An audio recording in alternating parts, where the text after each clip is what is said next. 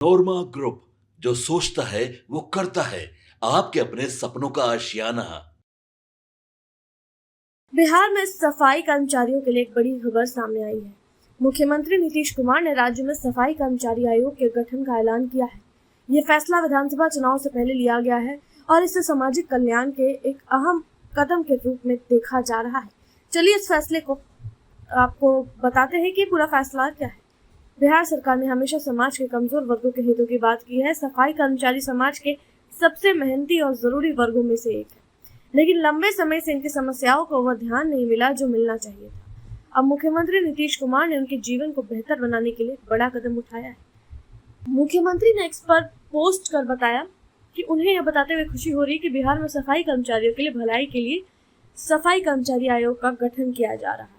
इस आयोग का मुख्य उद्देश्य सफाई कर्मचारियों के हितों की रक्षा करना, उनके अधिकारों को सुरक्षित रखना और उनके जीवन स्तर को सुधारना है। आयोग सफाई कर्मचारियों के अधिकारों की रक्षा करेगी। कई बार देखा गया है कि उन्हें काम करते वक्त सुरक्षा उपकरण नहीं मिलते या फिर उन्हें सम्मानजनक व्यवहार नहीं मिलता। अब आयोग इन मुद्दों पर ध्यान देगा और सरकार को सुझाव देगा। कई योजनाएं हैं जो सफाई कर्मचारियों के लिए बनाई गई है, जैसे बीमा, स्वास्थ्य सुविधाएं, बच्चों की पढ़ाई आदि, लेकिन उनका सही क्रियान्वयन नहीं हो पाता। आयोग इन योजनाओं की निगरानी करेगा ताकि उनका फायदा सही लोगों तक पहुंचे। कई सफाई कर्मचारी ऐसे कामों में लगे हैं जिनमें खतरा होता है, जैसे नालों की सफाई या सीवर का काम। आयोग यह देखेगा कि उन्हें सुरक्षित और वैकल्पिक रोजगार कैसे मिले ताकि उनका सामाजिक स्तर ऊंचा हो सके। सफाई कर्मचारियों को काम के दौरान कई तरह की परेशानियों का सामना करना पड़ता है, लेकिन वे अपनी शिकायतें कहीं दर्ज नहीं करा पाते। आयोग उनके लिए एक मंच की तरह काम करेगा जहां वे अपनी बातें रख सकेंगे और सरकार उस पर कार्यवाही करेगी।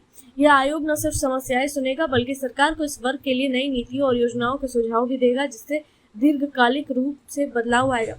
नीतीश कुमार का यह फैसला न केवल एक प्रशासनिक घोषणा है बल्कि एक सामाजिक संदेश भी है कि सरकार हर वर्ग के साथ खड़ी है। बिहार में सफाई कर्मचारियों की संख्या लाखों में है और उनका योगदान समाज को स्वच्छ बनाए रखने में सबसे अधिक है, फिर भी अक्सर उन्हें नजरअंदाज किया जाता है।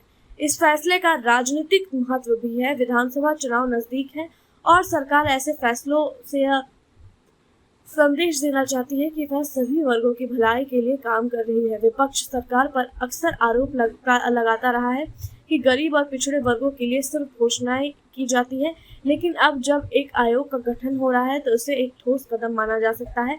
सफाई कर्मचारी आयोग का गठन इसलिए भी जरूरी था क्योंकि अब तक उनकी समस्याएं या तो नजरअंदाज होती थी या फिर उनका समाधान आधा अधूरा किया गया। एक आयोग के बनने से अब उनके लिए केंद्रित और संगठित व्यवस्था होगी जो सिर्फ उन्हीं के हित में काम करेगी। आपको बता दें कि बिहार जैसे राज्य में जहां सफाई व्यवस्था को लेकर पहले से ही कई चुनौतियां रही हैं, वहां यह आयोग सफाई व्यवस्था की गुणवत्ता को भी सुधार सकता है। जब कर्मचारियों को समान सुरक्षा और सुविधाएं मिलेंगी तो वो बेहतर ढंग से काम कर सकेंगे। बिहार में साफ सफाई केवल एक व्यक्तिगत जिम्मेदारी नहीं है, यह एक सामूहिक जिम्मेदारी है जिसमें सरकार और कर्मचारी दोनों की भूमिका होती है। यह आयोग सिर्फ कर्मचारियों के लिए ही नहीं बल्कि बिहार के पूरे समाज के लिए फायदेमंद साबित हो सकता है। यह फैसला राज्य की राजनीति, समाज और प्रशासन तीनों के लिए एक महत्वपूर्ण बदलाव का संकेत है। अगर सरकार इस आयोग को ईमानदारी से चलाती है और इसके सुझाव को लागू करती है तो न सिर्फ सफाई कर्मचारियों का जीवन बेहतर होगा बल्कि बिहार की स्वच्छता और सामाजिक समरसता भी मजबूत होगी। यह कदम सिर्फ एक सरकारी घोषणा नहीं है बल्कि एक सामाजिक क्रांति की शुरुआत हो सकती है।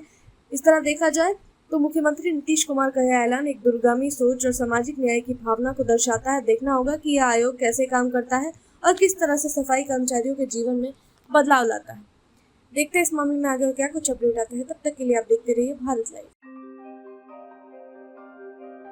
आपके सपनों को हमने सजाया है, ई होम्स पैनोरमा को हमने बनाया है। ई होम्स मेरा एक सपना था जिस पे मैं पिछले 4 साल से काम कर रहा था। हमने जो बनाया है वो सबने है माना। ई होम्स पैनोरमा में हो आपका भी आशियाना।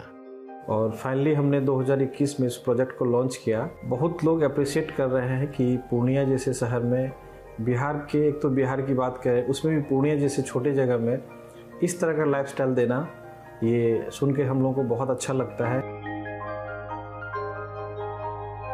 ई होम्स में हमने कुछ और भी किया है, जैसे हम जिस जगह में रह रहे हैं हमारे फैमिली सिक्योर हो, उनको सिक्योरिटी का ध्यान में रखा है। आपकी सुविधा और सुरक्षा आपके लिए खास है, ये आपका विश्वास है। इसमें आर्टिफिशियल इंटेलिजेंस का 7 लेयर सिक्योरिटी का हमने इस्तेमाल किया है। लस ग्रीन कैंपस को बनाया है, यदि हमारा बाउंड्री वाल है तो वो वर्टिकल गार्डन है। ये जितनी भी फैसिलिटी होता है एक इंटरनेशनल टाउनशिप में ई होम्स है, ये हम लोग विश्वास नहीं कर पा रहे हैं। जो भी हमारे मित्र दोस्त या जो भी हमारे बाहर के बाहर आते हैं तो हम लोगों को बहुत अच्छा सुनने को मिलता है और बहुत अच्छा क्रेडिट मिल रहा है। वो सारा हमने सिर्फ एक बिल्डिंग नहीं बनाया, हमें एक बहुत अच्छा लाइफस्टाइल दिया ई होम्स में, और मेरा एक सपना था जिसको मैं आज फुलफिल होते हुए देख पा रहा हूँ। ये आपका आवास है। ई होम्स पैनोरामा में अब आपका निवास है। E homes panorama, luxurious lifestyle redefined. Panorama group, जो सोचता है वो करता है। अगर ये वीडियो पसंद आई और वह बिहार के राजनीति और बिहारियत से सरोकार रखेनी तो सब्सक्राइब बटन दबा के चैनल के सब्सक्राइब कर ली। ओजे एगो घंटी बा, ओकरा बटन दबा देला से कुल सटीक और मारक खबर रुआ मुफ्त में मिल जाई। अगर रुआ पत्रकारिता के हमनी के नया प्रयोग में सहयोग कर चाहतानी तो ज्वाइन बटन दबा दी। पेटीएम नंबर नोट कर ली 9386816700।